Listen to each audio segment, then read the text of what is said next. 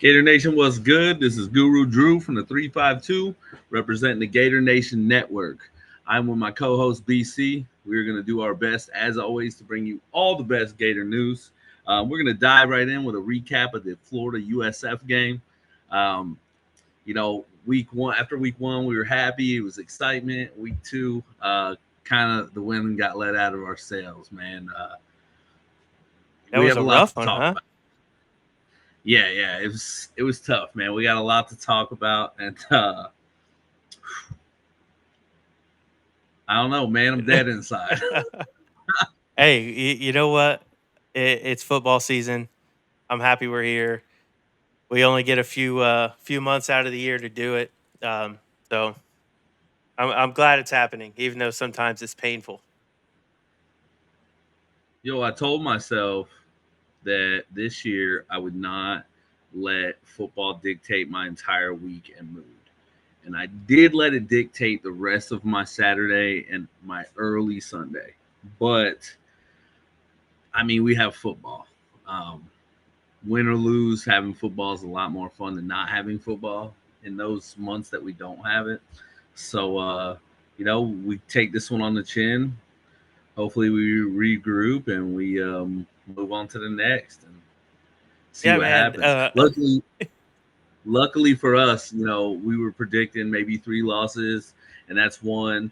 And it doesn't really affect if we go and almost went out in the SEC. Not saying it will happen, but we went out in the SEC, and I mean we're where we thought we were going to be anyways. Yeah, but that's one nobody had on the books. I got to tell you, man, from the preview we did last week, our biggest thing that we talked about was disciplined football, no penalties, and we had a ton of them.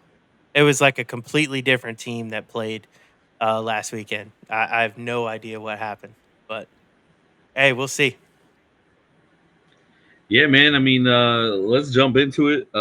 Florida obviously lost at home. Big, I think 17.5-point favorite.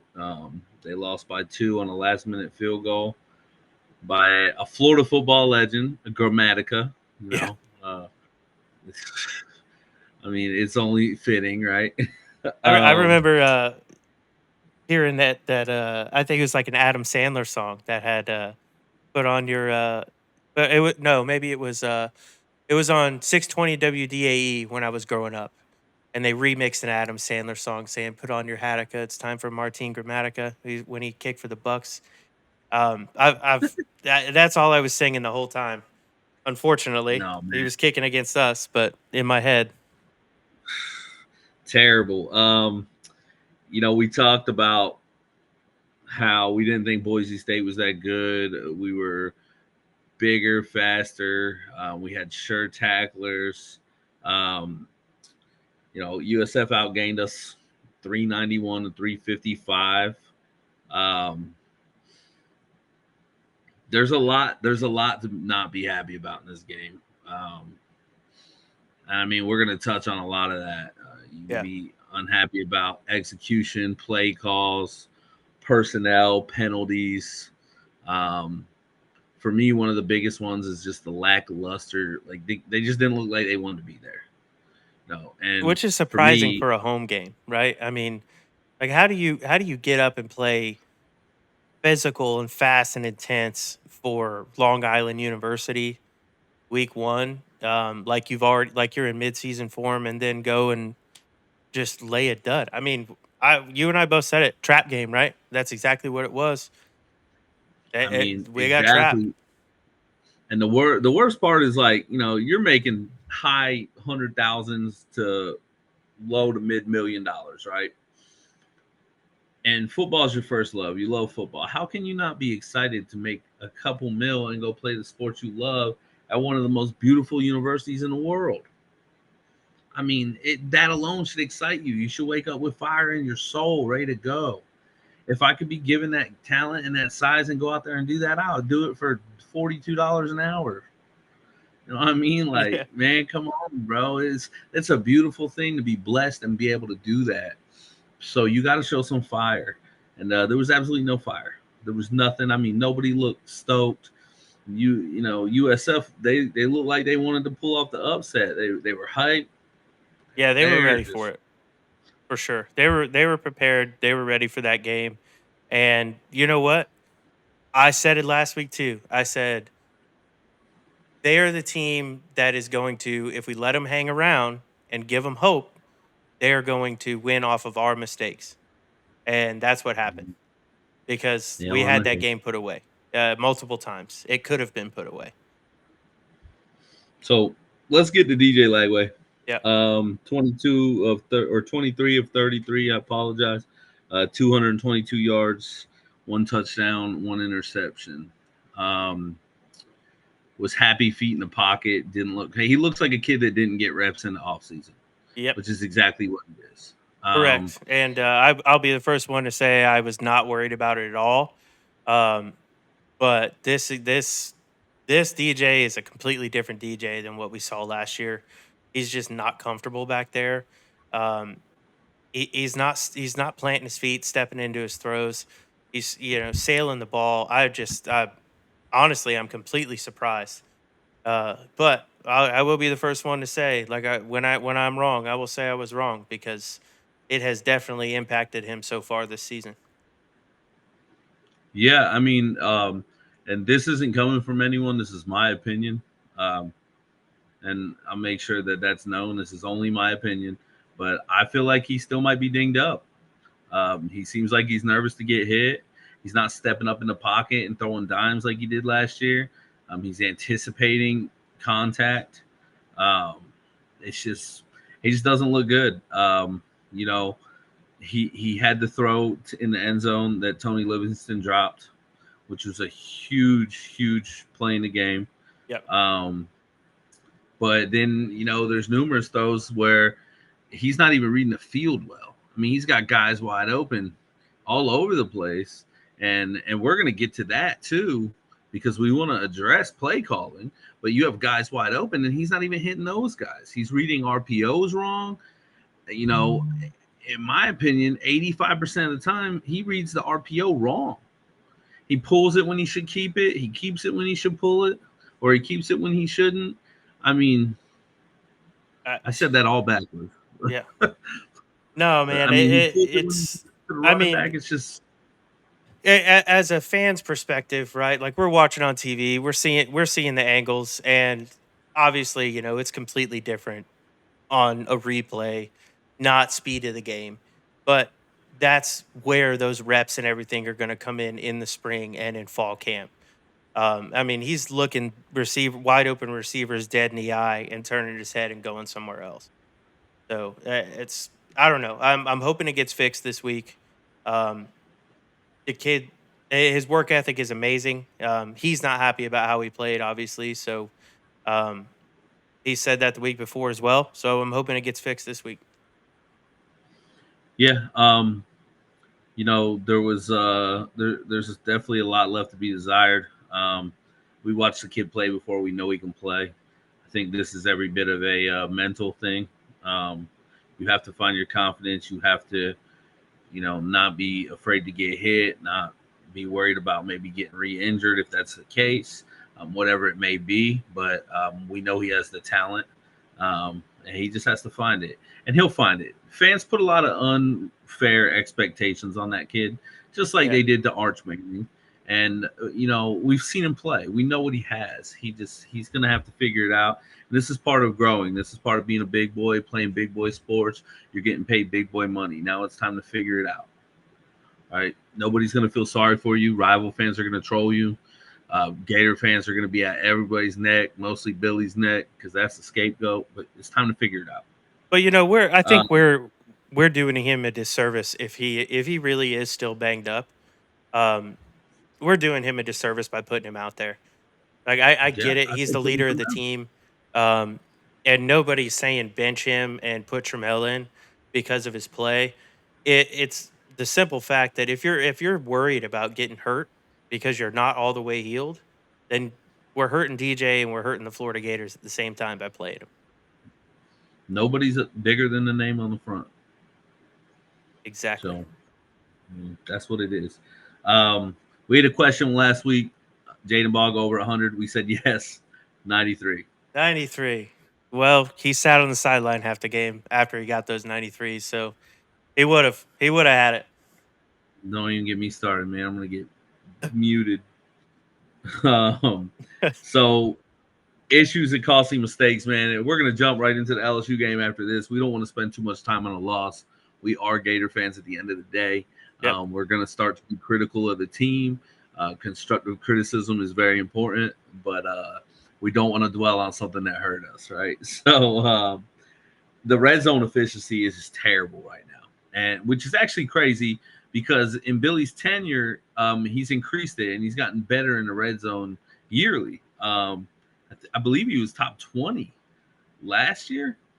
I think he was top 20 last year in Yeah, the red zone. it got better last year than it was the year before, that's for sure. Yeah, so I mean that's falling apart right now. It Well, seems like the and we playbook also have didn't. to think, man, like, yes, the outcome of the game did show poor red zone efficiency, but we score. I mean, there was 3 touchdowns in the end zone, and that, uh, you know what I'm saying? I mean, 2 penalties get called back, and then we have a drop. The opportunity is there.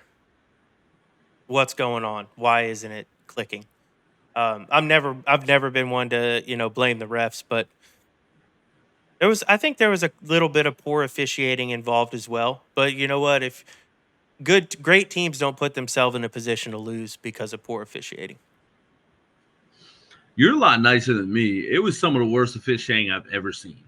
But you're correct. If any of the kids I've ever trained in both football and soccer, I tell them if you're if the game is close enough for the ref to, decide it for you, then you're not playing hard enough. Yeah, Um, the the drop ball is one thing, that's you got to make the play, and it's concerning when guys like Tony Livingston and Hayden Hansen are out targeting guys like Aiden Mizell and Jermichael Sturdivant, right? That has to change. We went and paid these guys money. We keep these guys on the team. We went and paid Jermichael a decent amount of money to get him out there and to throw him the ball like once or twice. Like, what are we doing? yeah, throwing the That damn has to ball. change. But at the end of the day, there was 2 plays that were both touchdowns that neither were penalties. Neither. And the one on Hayden Hansen is terrible. Yeah, that You're was gonna that was call that on ridiculous. Hayden. You're gonna call that on Hayden Hansen, and then in the same exact drive, you're not gonna call the clear pass interference that was more contact, like 2 plays later. Yeah, Like, what do we do? Uh, Terrible officiating. You guys can't find me. I don't have any money. So yeah. yeah, I can say whatever I want about the refs, right? Terrible officiating. It was trash. It was garbage, and stuff like that needs to get handled.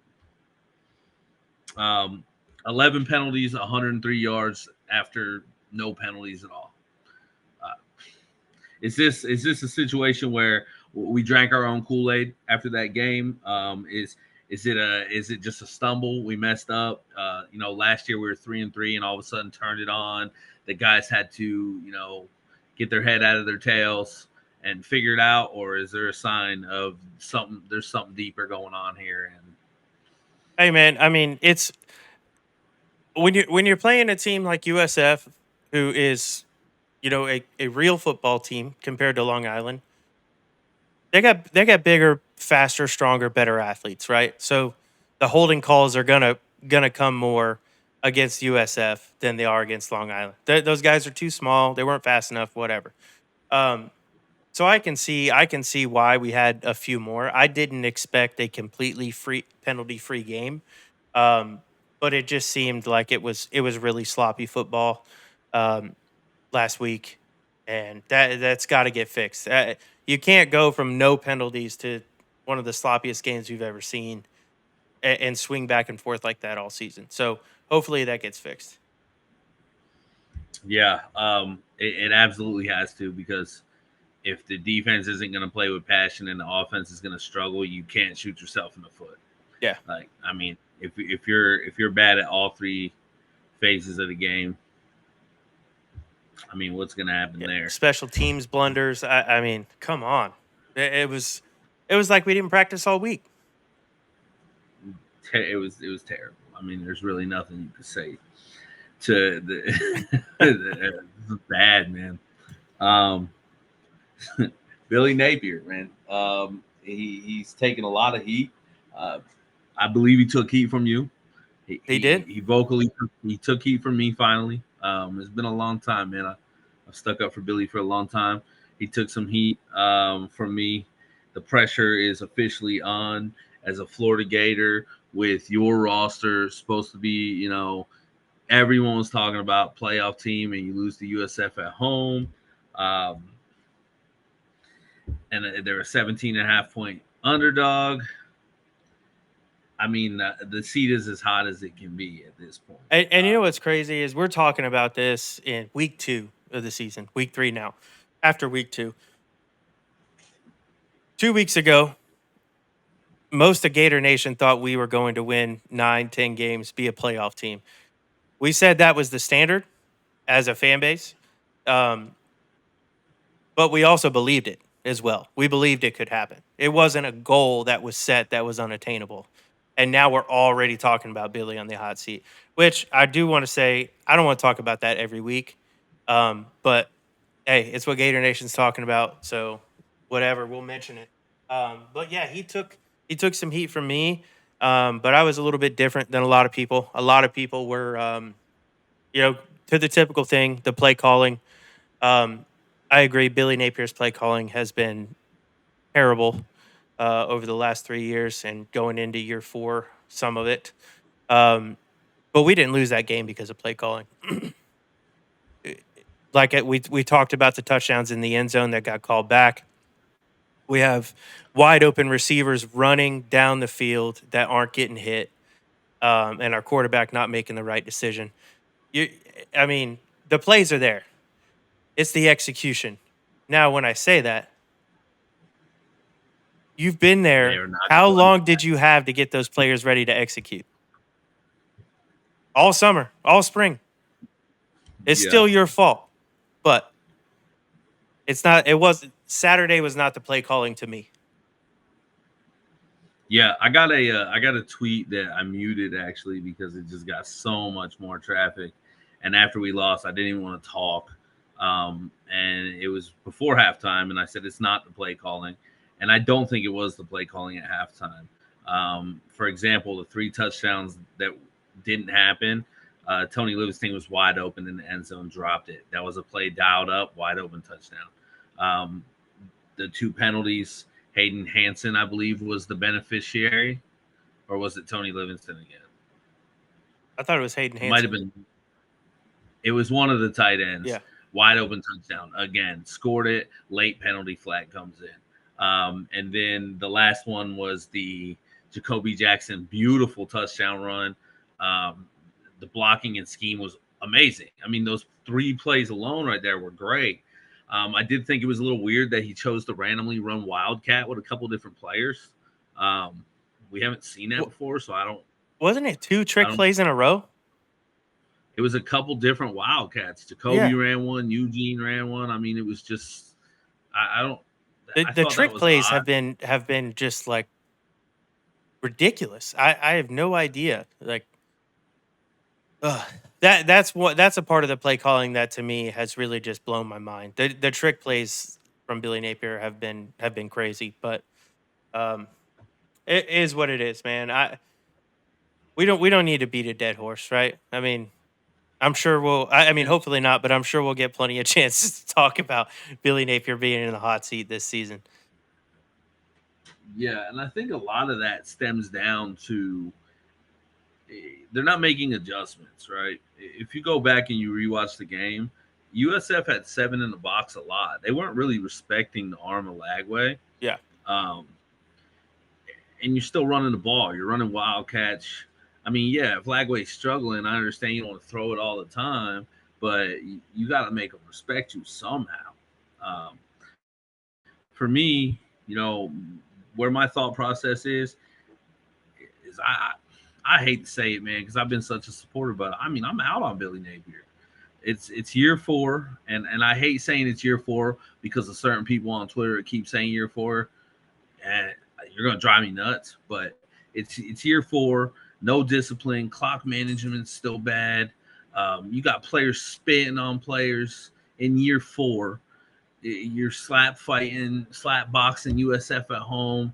I mean, this is your team. This is everybody's yours. You brought everybody in to do exactly what you want.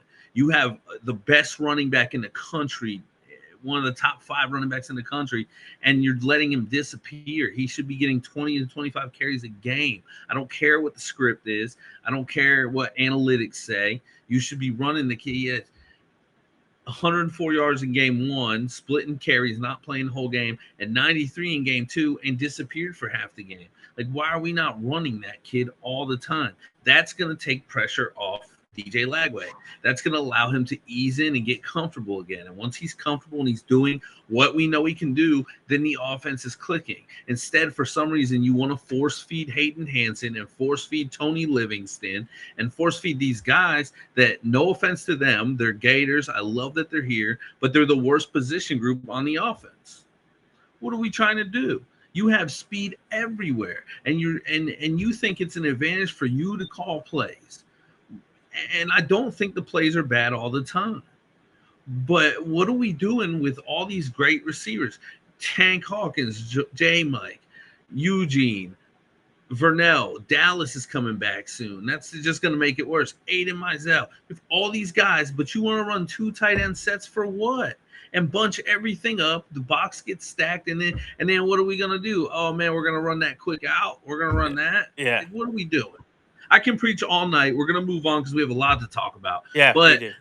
You heard it here. I'm officially out. I don't care if we win out the rest of the season. I'm out on Billy Napier. I think he's an amazing dude personally, super nice guy, and I wish him nothing but the best. And I hope he wins out. I really hope he wins out. But it's time. You just got to do something better, man. This isn't the football that we want. It's not, and I put this on Twitter earlier this week. I think Billy Napier. I think he's a great dude, like you do. I think he would have been a perfect. Right now, he'd be a perfect GM. I would love for him to be a GM at the University of Florida. I think that would be a perfect job for him. The building the relationships, the recruiting, the roster management. He has killed that since he's been here. And you can tell that by the talent that we have on this team with the records that he's been putting up as a head coach. He has the ability to get talent to come play here. I just think that the being a head coach at the University of Florida might be too big for him. I hope he proves me wrong, but it's like everybody knows, it's year 4. We'll see. It should have already happened if it was going to happen, in my opinion. At the end of the day, if every single person is screaming about something, I don't believe everyone on Twitter is right. I think one person sees somebody complain and they all jump on that complaint, because a lot of times if you go back and look, those complaints are wrong.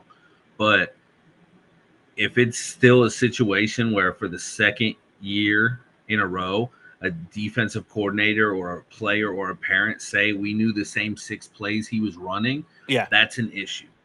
That's an issue. That's 2 times now. That's an issue. There's nothing else to even talk about. That's an issue. And now we've got 2 former Gators on this team we're about to play this week. You think they know any of the plays? You think they know any of the plays Billy Napier is going to run? Any of the 6? Billy Napier is kicking wings from Joe Dirt, bro. That's who he is, kicking wings, snakes and sparklers. That's all he wants. He don't want no whistling kitty chasers or none of that stuff, man. He's just snakes and sparklers. All right, let's man. let's dive in, man. Let's move forward to Florida LSU, Let man. me make sure that everybody knows this is not Billy Napier hate. We want him to succeed, but sometimes you have to have hard conversations, right? And at the end of the day, hurt people, right? And I'm hurt. Yep. LSU night game, Baton Rouge, crazy hostile crowd. LSU, let's see, their ranking is number 3 in the country. There's no better way to flip this thing around, right, than to go into Baton Rouge and win. And a lot of people say, oh, well, it's in Baton Rouge, you're not going to win. Well, USF just won in the swamp. So you're not going to tell me that. If USF could come and win in the swamp, we can maybe wake up. I'm not predicting we're going to, but when's the last time we won in Baton Rouge? Was that goal line stand in like 16? Was that the last time? I would have to say yes. I I can think it look it is. up real quick. I think it is the last time we won there. Yeah, I can look it up real quick and see. I think it's been a while. I mean, we went a while with LSU whooping us. Yeah, so while you're doing that, last year I'm sure everybody remembers we beat them at home, 27-16. And LSU beat us in Baton Rouge in 23, or 52-35.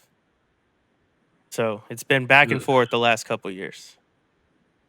Yeah, so the last Baton Rouge victory for the good guys is 2016. Yep.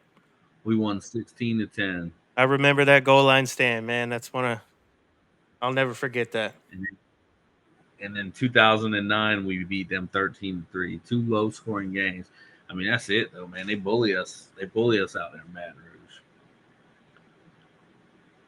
So, I mean, so how do you feel about LSU as a team? I mean, I know they're ranked third in the country. They played Clemson, which was a high-ranked preseason team. But they got an ass whooping last week by a school that whooped us, or by the same type of school that whooped us, even a little worse. And then they beat who did they beat? They beat Louisiana Tech. LSU beat Louisiana Tech last week and only scored 23 points. Are they really that good? Are they really the number 3 team in the country? I mean, they got the Clemson 17-10, Louisiana Tech 23-7. I thought before these games were played that I thought they were going to be overrated. For me, I have a really hard time believing you can just go to the transfer portal, buy a couple players, and then all of a sudden be a championship team. Florida State, I guess, kind of did that. Ohio State did it, but it fell apart. Went 13-1. I mean, but they didn't just buy a bunch of transfers though. They had a bunch of players that were already on the team too. Like LSU, they're replacing damn near everybody. I mean, the whole offensive line, every receiver. They played Clemson and Louisiana Tech, and they have 40 points in 2 games. I don't care what anybody says. LSU is not overrated. They might be the number one team in the country, because when we win on Saturday, that's what I'm screaming. I'm not downplaying my win. I mean, for me, they're gonna have to show me. I mean, yeah, we just lost USF. They're 2-0. They got the best record in football right now. They gotta come out. They still gotta come out and play, right? The game's got to get played. They got a couple players that are dinged up. Seems like we're getting some players back, which some very important players back. So they're gonna have to show me, man. I'll never. If I feel like we're going to lose a game, I won't put money on it, right? But I'm never going to concede the victory before it happens. I'm not. Yeah. I'm not that type of guy. We just got off of the "is Billy Napier, should he still be here" thing, and I said no, but I will not give up on him. That's my coach. I'm a root for him. I'm a Gator fan through and through. It's tatted on my skin, and we're going to root for him. And I mean, I'm not just going to go in there thinking we're going to lose. I didn't think we were going to lose before we lost to USF. Just because we stumbled there doesn't mean that I think we're going to lose now. I You're think we could never beat gonna them. find anybody on this show, a part of this crew, rooting for our team to lose to get a coach fired. No way. No, sir. Absolutely And you not. know what? We talked to some people this week who are rooting for that. Yeah. And I was very, very surprised and just disappointed. I'm not mad at you. I'm just disappointed. It's crazy, man. I don't want to see that. I don't. No. It's it's Gator Nation till I'm dead, man. That's what it is. So the LSU rivalry is, I mean, it's becoming like one of our biggest rivalries. Yep. They There's hate been us. We hate fights. them. So yeah, some of our best games are our best football is played in that rivalry. I mean, we've seen some. You see some highlights. Smoking the quarterback out of bounds at the goal line stand. There's some good football played in this rivalry. So I'm hoping again. We've given up one touchdown. We haven't played Clemson, but we've given up one touchdown on the season, and the defenses look lackluster. Like they don't want to be there. Caleb Banks was not on the report as a player that's out this week. So if he comes back, I think he opens it up to be able to bring that pass rush in. LSU, their starting center, I believe, may or may not play. Seems like he's coming off of a recent sprain. Yeah, So that could Braylon be Moore. Yeah, he's their center. Braylon Moore. And that could be interesting, man. We're getting back our monster in the middle, and they're losing, one of theirs. And their offensive line isn't what it's cracked up to be. So, we're going to learn a lot. I'm not chalking this up as a loss. I think that it's going to be a good rivalry game. And we're going to see. They're missing that big old monster that they have at tight end. It's like 6'7". Tradez Green, I believe, might be his name. Is he hurt? Yeah, he's dinged up too. They were both on the questionable list, though. Their questionable side is Green, the center, and you remember Destin Hill? Yeah, kid that took like 6 years to go to Florida State just to transfer back home to Louisiana. I don't even think he's plays, but he's on there as well. But yeah, the guy Garrett Nussmeier, he's the real deal. He's got a 68% completion rate, 470 yards passing, 2 touchdowns and a pick in week 2. But they had him last year, and they had a better offensive line last year. So, I think what's concerning for me though is they held Clemson to like 31 rushing yards. Clemson has a really talented football team, and that's why they were ranked so high at the beginning of the season. Not because of what they did last year, I don't believe, but they have a really good roster. They have a good football team, and they were able to just completely shut down that run. And that's going to be something we have to lean on, especially with how DJ's playing. Jaden Ball's got to. I mean, he's got to carry us right now. If you're looking at last week to this week, Jaden Ball's got to be the man. And if they're playing run defense like that, it's going to be really tough to win. Yeah, and I mean, to be honest, I get your point and I hear it, but they didn't score a touchdown on Troy till the third quarter, Clemson.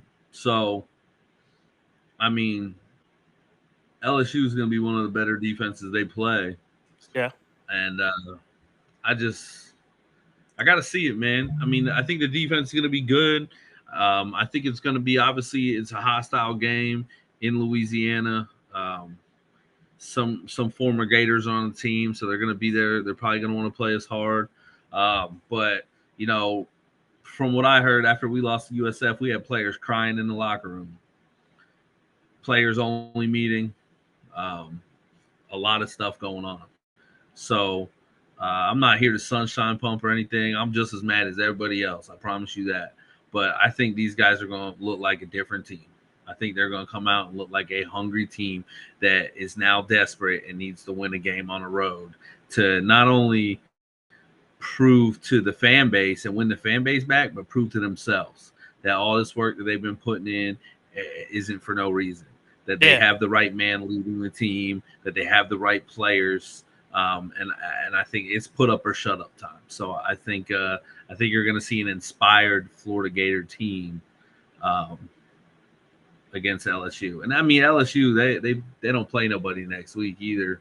So it's not a trap game. I think they play like Southeast Louisiana. Yeah, Southeast Louisiana next week. So I mean, in state rivalry. these kids are all bought in, and that's pretty evident. I uh, I know that a lot of times after a loss, they talk about we want to represent for Gator Nation and the University of Florida, but I think with the buy-in that this group has, they're playing for themselves, and honestly, you got to, man. You can't a team a championship team isn't playing for the fan base; they're playing for each other, and I'm just hoping that at some point that kind of clicks, and we'll see on Saturday. Yeah, and I mean, I'm looking at this LSU team. I'm looking at some of their stats. I mean, last week against Louisiana Tech, their lead running back rushed for 56 yards. Granted, it was on 6 carries, but that's what you're doing against Louisiana Tech. Barry on Brown, transfer from Kentucky, had 8 receptions for 94 yards. I mean, they scored 23 points, right? So they didn't look crazy impressive. Um, I like to think we're better than Louisiana Tech, right? Well, we didn't look Someday. like it last week. No, not at all.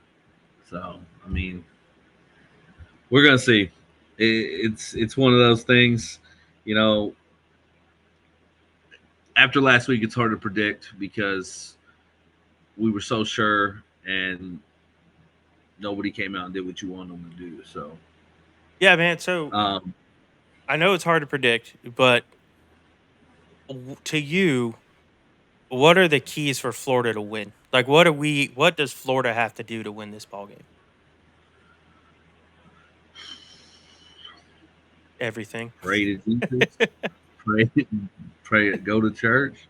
Um, I mean, the thing I preached in week one, and I preached it last week, and I'm gonna preach it again. Clean football, right? Week one, we were so happy, no penalties. Week two was the worst I seen.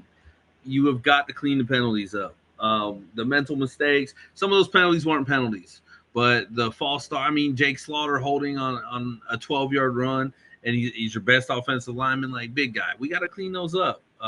Spitting on guys, right? Like that's terrible, man. And the worst part about that, right? And I'm not going to get too much into that, but 2 days ago, an NFL guy who makes NFL money did it. I know you saw it because it was the only game on TV, and that's a somebody in the NFL. Kid, you're a nobody right now in college trying to make a name for yourself, and you make a mistake like that. Mental mistakes, man. You got to clean up penalties. You got to clean up mental mistakes. That's the first thing. There's a lot more. There's a ton more that goes into it. The defensive pressure. The defense had no pressure at all. I feel like the pressure has not been there at all. So we definitely need to pressure Nussmeier. We need to blow the offensive line up. We need to get back there. We need to turn it into a dogfight, man. We need to make the game. We need to, they're not rushing the football that well. We need to go down there and make it a dirty, nasty, grimy fight. Claw our way into it. Just make it ugly. And it's kind of disappointing because you and I both thought that the defensive line was really going to be a strength of this team. We were going to, bully offensive lines and get to the quarterback, and we just haven't seen that the first two At weeks of all. the season. We haven't. I I mean, mean, granted, granted, yeah, USF's are LIU threw the ball twice, yeah, and so you're not going to see they're a sacks in triple that game. option team, right? But Yeah. we had plenty of opportunities to sack the USF quarterback. We even had an opportunity to stop that long run, that long quarterback scramble that gave them the game, and we missed. So that's concerning to me. But I think as long as this is what we got to do to win, man. We got to control. We have to control the time of possession. We cannot go three and out, three and out, three and out, um, and let LSU just methodically drive down the field and beat us. Um, and they honestly they got to control their emotions, right? I mean, we're going to Baton Rouge at night. It's going to be loud. It's going to be rowdy. There's going to be a couple false starts, and that's in that kind of environment. That's normal. We cannot have penalties lose us this game. You can't beat yourself because LSU is trying their damnedest to beat you as well. Yeah, I agree with you. You know, other than that, shore up that offense, get the red zone opportunities, take advantage of them. You got to turn the 3 points into 7 points. I'm not 100% sure this will be a high scoring game. This might be the first team to score 23 points. That's probably going to be the team that's going to win. There's going to be a lot of defense in this game. Just got to play inspired, man. Yep, that's it. For sure. So let's jump to the recruit spotlight, right? Oh yeah, it's my favorite part, man. Favorite part of the show. Last week we decided to do a recruiting spotlight where we will shout out a recruit. Sometimes I'll reach out and let them know that we're doing it so they can come on, see them get shouted out. Sometimes you can't get a hold of these guys, so they may never know. Maybe someone knows them and tells them. But these are players that are younger players. They're being recruited. They have offers, maybe not as many stars. Maybe they don't get seen as much or that much attention. So we just want to shine some light on some of these kids. At the end of the day, the 5 stars and the top 10 kids, they get all the love. But some of these kids work just as hard, if not harder. And sometimes they just need somebody to throw their name out there. So this week, I don't want to butcher the kid's name. I'm probably going to. But class of 2028, we have Charlie Pisani. On 24/7, he does not have a star rating, and I don't believe he has one on 3 either. He does not. So he goes to John Carroll High School in Fort Pierce, Florida. He's an inside offensive lineman at 6'3", 280. It's a big boy, ain't it? What's class of 2020? Yeah, it's 2025. Was this kid a sophomore? Yeah, sophomore this year. But wait, Lord, 6'3", 280, and he's a sophomore. Golly, kid's a minivan. I never made it. I mean, I got close. I got close to 280 probably, but never close to 6'3". I like 280 donuts. Then so 11 D1 offers, including the big 3 in the state of Florida, Ohio State, UCLA, Baylor. He does have a huddle that is on his Twitter profile. If you just look his name up. Yeah, I'll post his Twitter handle in the description. His Twitter will take you, or his X will take you. There's a link to his huddle. Go check him out. I don't know how many. I think he's only got 1 or 2 videos up right now. But the kid's an athlete, no stars, and he's got a lot of big offers. Granted, he is young, but it's I don't know, man. Like I said, I really enjoy doing this. Obviously, people know about him because of the offers that he has, but he ain't getting the love from the recruiting services. And with offers like that, I feel like you deserve it. Yeah, absolutely. So let's go ahead and jump right into the game predictions, man. We've been on here for a little bit. We like to keep it nice, short, simple. It's been an emotional one for me. We're going to see an inspired Florida Gator team. We've only won twice since 2009 in Baton Rouge. I mean, Florida's going to have to come out. They're going to have to handle the pressure early. They had the player only meeting. It's just so hard for me to think that they don't play good, inspired football. LSU, they won their game, but they didn't play good football, and they're not getting crapped on like Florida is, because Florida lost their game. Yeah. So I'm not sold. LSU didn't go out and win 55-7. They didn't maul Clemson.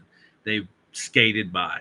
So I got Florida in a very tight one. I'm going to go 24-21 Florida. I Probably where I'm. So here's the thing. I don't think I'll ever say I'm never going to pick my team to lose, ever. I'm too much of a Forget the homer. percentage. I don't give a Forget shit. the percentage. I don't give a shit. I'm never going to pick my team to lose. I may do it in private, but I'm not going to do it in front of a bunch of people. 45-0. Yeah, 45-0. 56-14. No, I do think it's going to be a low scoring game. I'm kind of somewhere in the 27, 28 to, I don't know, 28 to 18 range, something like that. Low scoring game. But I think it's going to continue a trend, right? Billy's used to letting a lot of the fan base down. Okay. And there's a whole lot of the fan base that really hopes he loses this game to get fired. And I think he's going to let you boys down. We're going to go into Baton Rouge and get the dub. It's great to see all these upset people. It could happen, man. A lot of people think that. A lot of people do. They do want him gone, and they think, oh, well, he's going to go on and win this one. I mean, last year, like I said, we were 3-3 last year. And it looked like there was nothing for us. And the guys felt the pressure, and they showed up, and they won. They weren't supposed to win Ole Miss. They weren't supposed to win LSU. They went and they won all these games. So with a more talented team, you can't tell me that the same players with more talent can't figure it out. Like I said, LSU doesn't look like an unbeatable football team. Florida looks like a beatable football team. I mean, they didn't look good last week, so they have to prove it. But the difference between the two teams is Florida just took their lump, and now they're going to be hungry. You got players crying in the locker room. You got player-only meetings. These guys understand that they failed last week. They understand that. And one of the scariest things in sports is, a wounded dog, man, that's ready to come out and lash out and fight back. So, I mean, we'll see. Well, we need the leader of our football team to step up and lead, not only with words and actions and work ethic, but we need him to lead with his play. He's doing all the other he's doing all the other shit right. He's a great kid. Warner got to get in there and step up, man. Great athlete, but DJ Lagway needs to help us win. And I need Lagway and Ball. I need him. I need to put a 5 right there. I need to get a new shirt and get well, we'll see. Just so I'm sure, 24-21. And what was your score prediction? I'm sorry. I said 28-16. I think. Florida? That's what I said. Yeah. I hope so, man. I'm there for you. I like your score more than my score.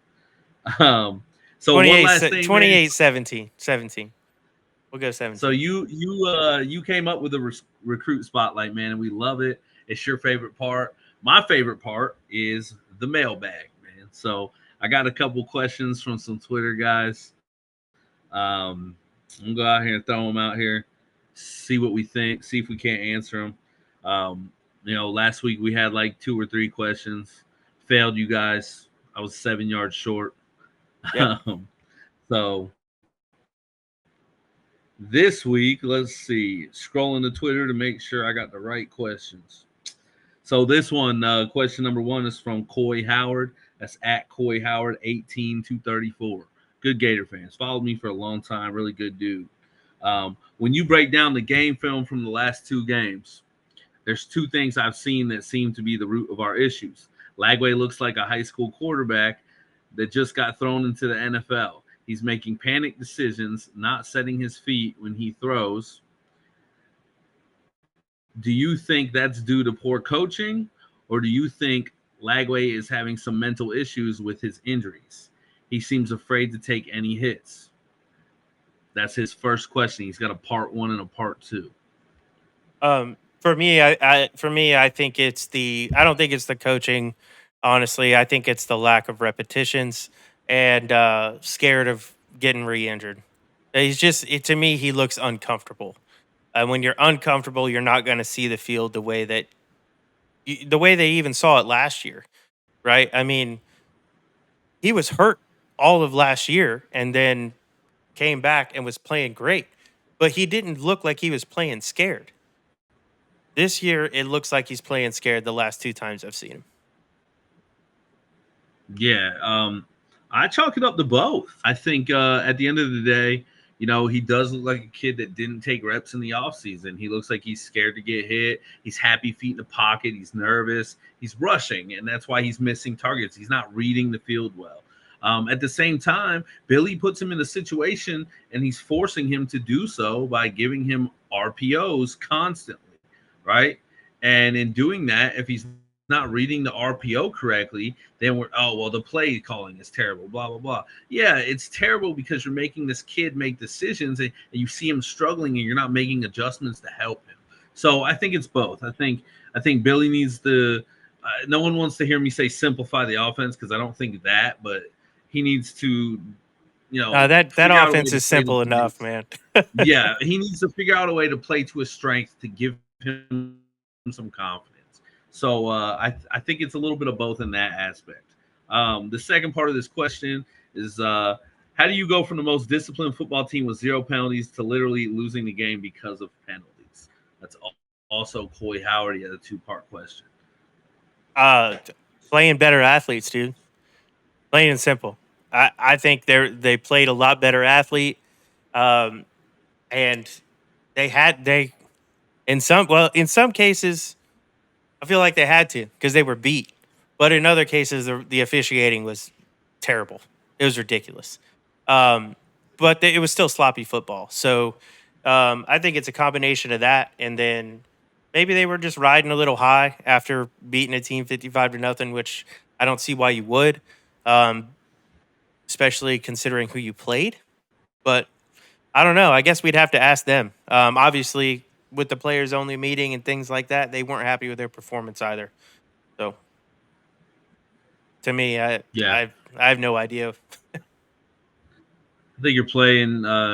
You're trying to play the game's close frustration. I think there were frustration penalties. I stated earlier that a couple of them I didn't think were real penalties, but at the end of the day, it was a lot worse. And I don't know. That needs to get figured out. From Trell Evans. Panic meter 1 through 10. What needs to be fixed early on with only 2 games being played? I keep repeating it. DJ Lagway needs to get fixed. DJ Lagway needs to get fixed. It doesn't matter what play Billy Napier calls. If DJ isn't hitting the open receiver, it doesn't matter what play was called.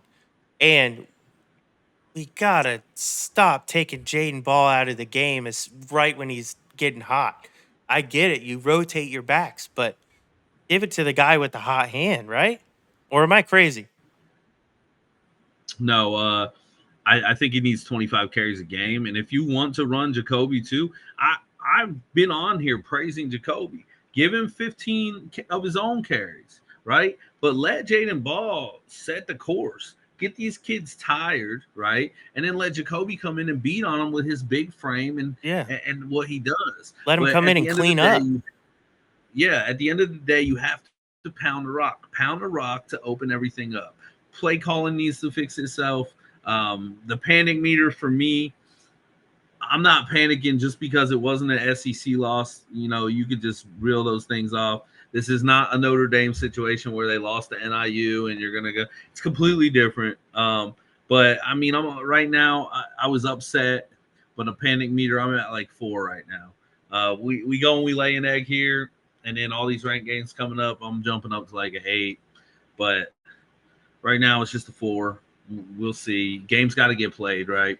It's easy to say games got to get played, and then you lose a game and then we're like, oh, we're gonna Yeah, lose I them mean, all. if we No, go out games and get spanked on Saturday, which I don't think we will, obviously with my prediction, but if we go out and get spanked on Saturday, um, it's going to be real hard to stay excited for the rest of the season.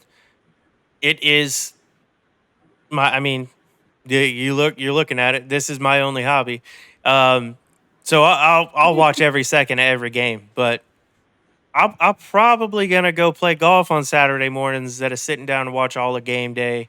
You know what I mean? It's just gonna be a little bit less exciting because what is there to get excited for? With you're coming into the meat of this schedule, you got Miami, Texas, Texas A&M, and hell, Mississippi State is winning games too. I mean, come on. for my sanity, I need us to be good, or I'm gonna end up at a farmer's market with my wife every Saturday morning. For my sanity, for my money, I need us to figure it out.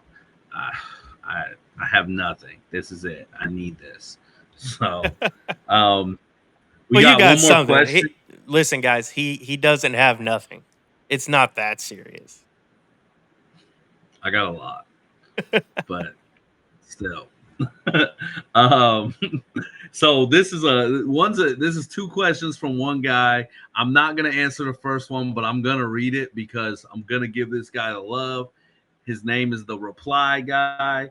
His at is Dad Duty's Lawn.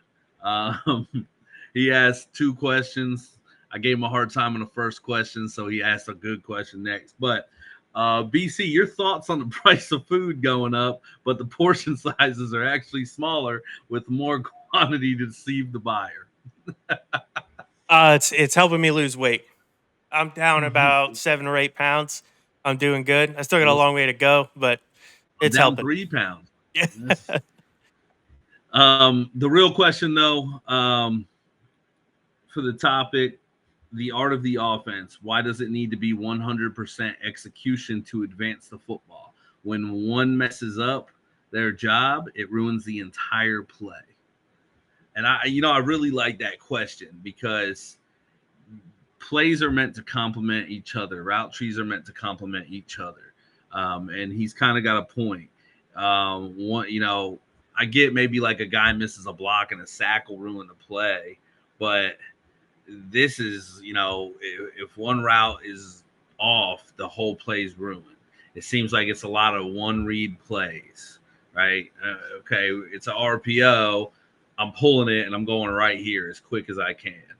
Um, for example, I think the RPO was like a 3rd and 8. We ran an RPO. DJ pulled it and threw an immediate strike to Jermichael Sturdivant, who got hit and was getting hit when the ball was getting delivered for 5 yards. Yeah. It was a RPO pull, boom. They were doing that the whole time. I feel like he didn't read the play to see if he should let the running back keep it. In his mind, I'm throwing the slant. It was there. That's all I had. The routes on the other side of the field were just minute, right? So, what are we doing with that? I mean, I just think the game right now is going a little too fast for him. I think that's what the problem is. Um, I don't think execution has to be perfect on every play for them to work. I think when the ball hits a receiver in the hands and there's nobody around him, he's got to catch it. I think the decision making by the leader of the offense has to be you got to hit the open guy. Um, and I get it. I mean, I'm not a Division 1 quarterback. I can't sit here and say, "Oh, I would have made that throw," because I damn sure wouldn't. I'm only 5'7". I can't see that shit. But DJ can. I know. He just isn't seeing it right now, and I think that's been the theme of the show. I just don't think he's. The game's a little too fast right now, and he's not seeing everything. But he's super talented. Kids. I mean, he's Heisman level talent. He'll get it together. Yeah, I mean, at the end of the day, guys, play with some passion. Act like you want to be there. Fans come from all over to watch you guys play. They breathe this stuff. They breathe it. If you've ever been anywhere else in the country, there's at least one person in every single town that'll tell you, "Go Gators." It's the biggest brand in football. Fans are so passionate that they get so negative. Sometimes, they say mean things, but they bleed a passion, right? So the fans spend a ton of money to come watch you guys play good football. Show us that you want to be there. Have a little passion, get fired up about plays. That's what I think we need to fix. I think execution doesn't have to be there at all if you keep momentum and keep hype, right? You're going to come out with energy, and it's just going to be a better and different atmosphere. Well, I mean, execution has to be there somewhat. I mean, you can be as hype as you want and still not everybody I not mean, execute the play, but execution has to be there, but I mean, it doesn't have to be 100%. yeah, exactly. But Yeah, the effort has to be 100%. That's the effort has to be there. You have to show some fire, right? So, um, guys, that's all we got for tonight. Unfortunately, the show seemed like it was a little bit of a downer, not yeah. as much energy. But I Hey, mean, you that's need what to step your happens. energy and your hype up, dude. Yeah, I You gotta do can't be something, calling on man. the players to do it and you not do it. Yeah, I mean, wait till next week, dude. I'm gonna look like Michael Irvin's ass. I'm gonna be Owl. ignorant if we win next week or if we win this week. Woo! Yeah, All yeah. natural though, So, right? um, All natural. oh yeah, all natural, baby. Guys, it's Go Gators as always. Please subscribe if you watch. Give us a view. Check us out. My DMs are always open, as are BC's, the Gator Nation Network, Real GNN 24 page on X is also always open. If you feel like we could do anything better, if you want us to touch up on a subject, anything, please hit us up. Constructive criticism is the best criticism. And this is a hobby for us, and we always want to get better. So please like and subscribe on the YouTube channel. Next week, we have a special guest. I don't want to release the name yet just in case anything happens, but it is a former Gator player, a big name. I'm super excited about that. Once I am 100% sure, it's been confirmed, but I just want to make sure my luck, I say the name and something happens. So just get ready for next week. That'll be the Miami week too. So Next we'll week's see, gonna be man. We're fun, getting man. into I mean, Yep. despite no matter the outcome this week, next week's gonna be fun because we get to play them boys down south, and hopefully get our get back. So, with that being said, I think I'm out for the night, buddy. And as always, is Go Gators. Go Gators.